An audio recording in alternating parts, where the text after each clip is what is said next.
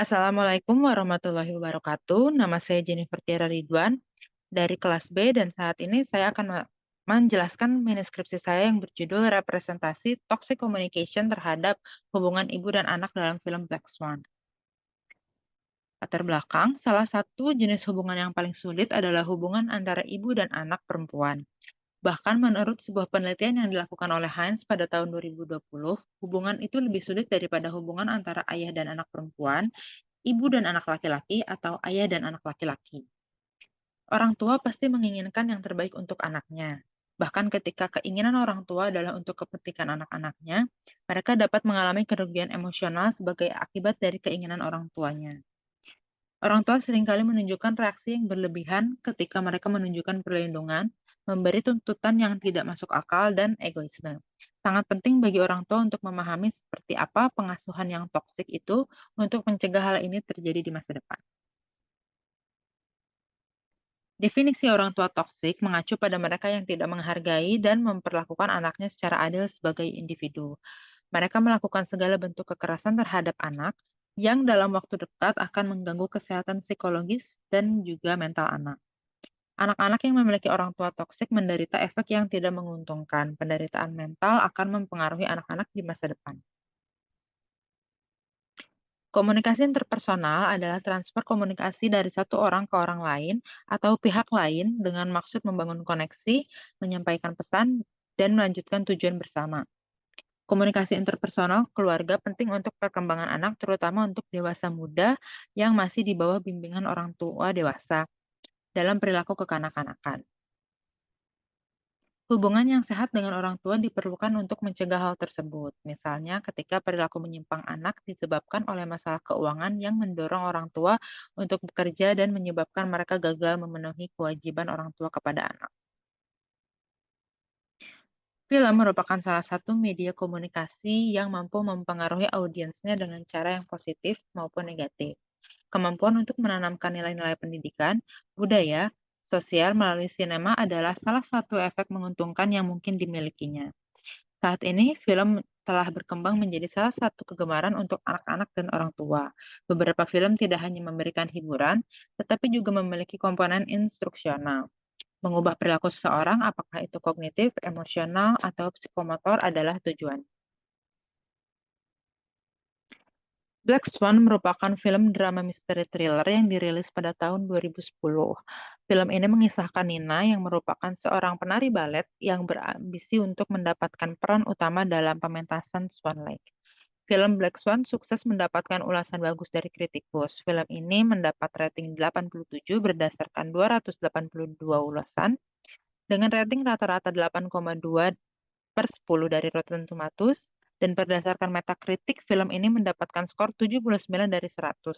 Berdasarkan 42 kritik menunjukkan ulasan yang baik. Sosok ibu dalam film Black Swan menunjukkan sikap yang cenderung mendominasi dan juga mempengaruhi anaknya. Karakter Nina yang merupakan karakter utama dalam film ini menunjukkan tanda-tanda karakter yang terbentuk dari hasil dominasi sang ibu dan ambisinya dalam mengejar cita-cita. Fokus penelitian. Yang pertama, sebuah film memiliki adegan yang menunjukkan karakter utama menggunakan metode komunikasi interpersonal. Yang kedua, masih lemahnya bentuk komunikasi interpersonal dalam diri seseorang. Yang ketiga, menunjukkan adanya emosi dan perasaan yang berbeda dalam diri seseorang.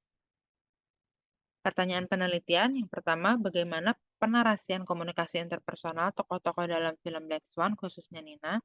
Bagaimana penandaan denotasi dan konotasi yang merepresentasikan komunikasi interpersonal dalam tokoh Nina dalam Black Swan? Yang ketiga, bagaimana penandaan mitos yang merepresentasikan komunikasi interpersonal tokoh Nina dalam Black Swan?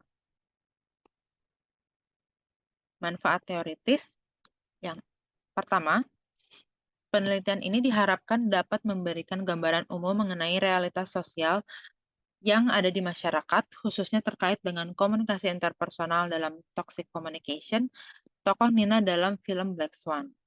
Yang kedua, untuk lebih memahami komunikasi interpersonal, terlebih lagi dalam khususnya toxic communication, seperti yang ditunjukkan oleh Nina dalam film Black Swan, diharapkan penelitian ini dapat digunakan sebagai kemajuan teori dalam bidang studi komunikasi.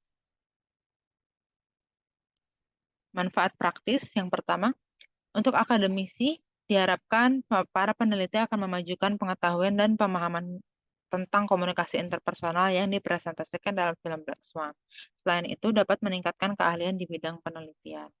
Yang kedua, dalam komunitas publik, khususnya halayak media, diharapkan dapat memperoleh manfaat dari saran, bantuan, dan penambahan pengetahuan penelitian ini tentang komunikasi interpersonal Nina, tokoh yang diperankan dalam film Black Swan.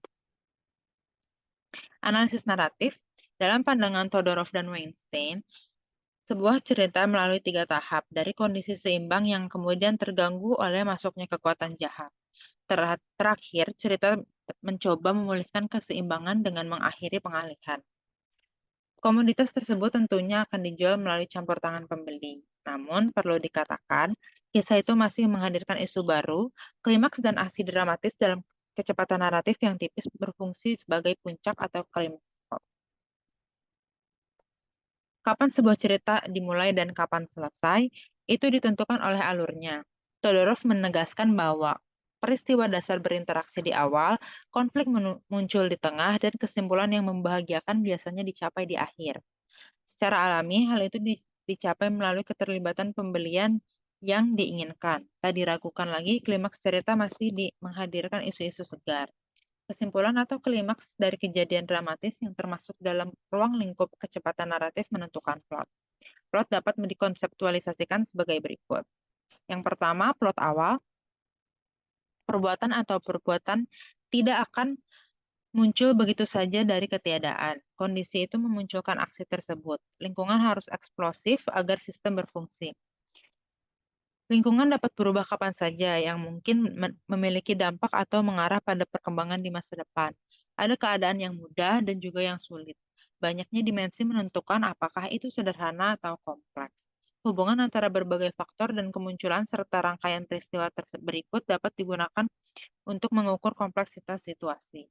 Akibatnya, adegan pembuka memberi pembaca atau pemirsa konteks dasar untuk adegan selanjutnya. Daya tarik dan selera pembaca atau penonton terhadap bagian lain ditentukan oleh pendahuluan, sehingga penulis harus mengerjakannya dengan tekun dan artistik. Pendahuluan harus merupakan karya seni tersendiri yang bertujuan untuk menarik minat pembaca dan penonton. Yang kedua, garis naratif utama. Komponen utama dari sebuah aktivitas karakter adalah perkembangan mereka. Bagian ini terdiri dari beberapa langkah yang membentuk struktur naratif yang lengkap, adegan yang berusaha membangun ketegangan atau kesulitan kompleks yang berasal dari keadaan awal disertakan dalam bagian ini. Tubuh utama cerita telah terpisah dari skenario menyeluruh atau asli, dan kini bergerak menuju tahap konkretisasi.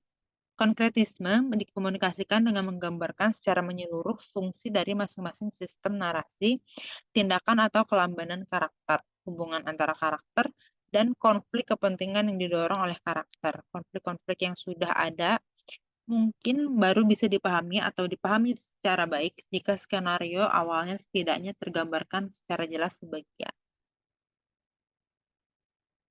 Yang ketiga, epilog. Kesimpulan sebuah cerita lebih dari sekadar titik balik atau sinyal bahwa suatu tindakan akan segera berakhir. Akan lebih akurat untuk menyatakan bahwa energi atau kekuatan yang dimasukkan ke dalam masalah sejak awal muncul pada akhir suatu kegiatan dan menghasilkan solusi. Jika seorang pembuat film bermaksud untuk membuat sebuah kisah, ia memandang kesimpulan cerita sebagai momen di mana sebuah tindakan yang dilakukan hingga titik tersebut dalam narasi telah menghasilkan titik di mana struktur dan makna beroperasi secara sepenuhnya. Dengan kata lain, kesimpulannya adalah di mana penonton benar-benar menyadari bahwa struktur dan makna sebenarnya hanyalah dua sisi dari mata uang yang sama. Komunikasi interpersonal. DeVito menyatakan bahwa ada beberapa tujuan yang harus dicapai melalui komunikasi interpersonal. Pertama, untuk belajar, di mana penemuan diri adalah salah satu tujuan utama. Seseorang dapat menemukan lebih banyak tentang dirinya dan orang lain dengan berinteraksi dengan mereka. Dengan kata lain, perbandingan sosial juga terjadi ketika seseorang berinteraksi dengan individu lain. Semakin banyak seseorang berkomunikasi, semakin besar kemungkinan akan mengembangkan hubungan dengan orang lain.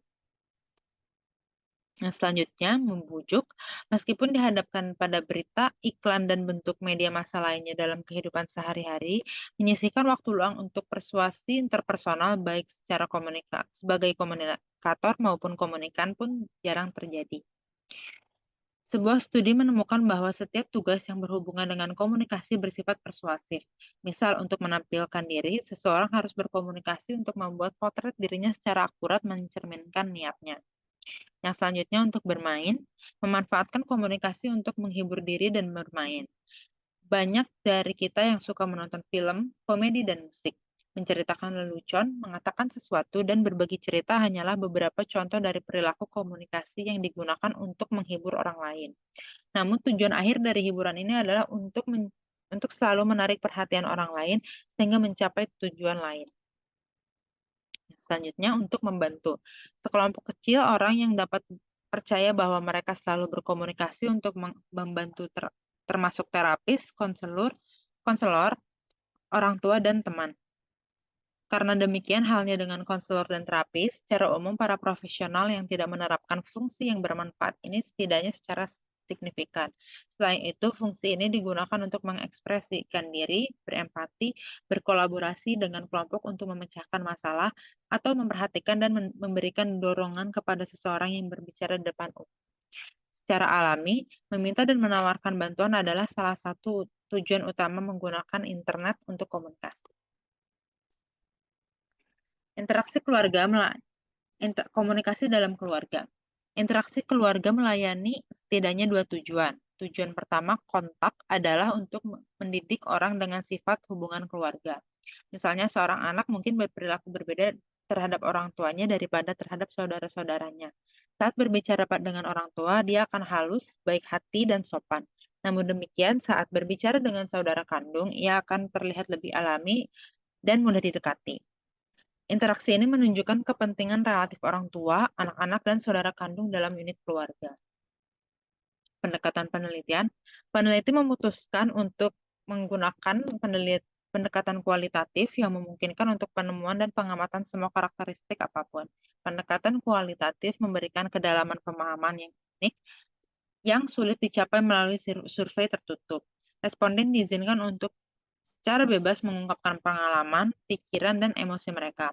Metode kualitatif menawarkan pendekatan penelitian yang dinamis sehingga menghasilkan diskursus yang berharga tentang suatu topik, sesuatu yang tidak mungkin dilakukan dengan survei terstruktur.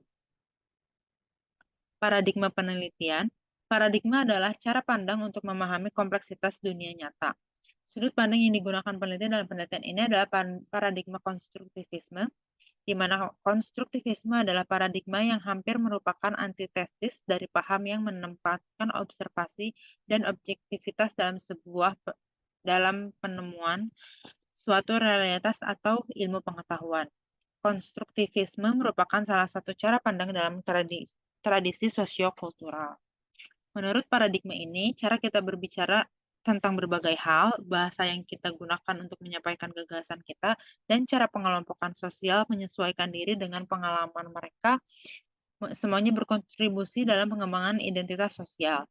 Ketika realitas diciptakan, kehadiran simbol atau bahasa menjadi sangat penting.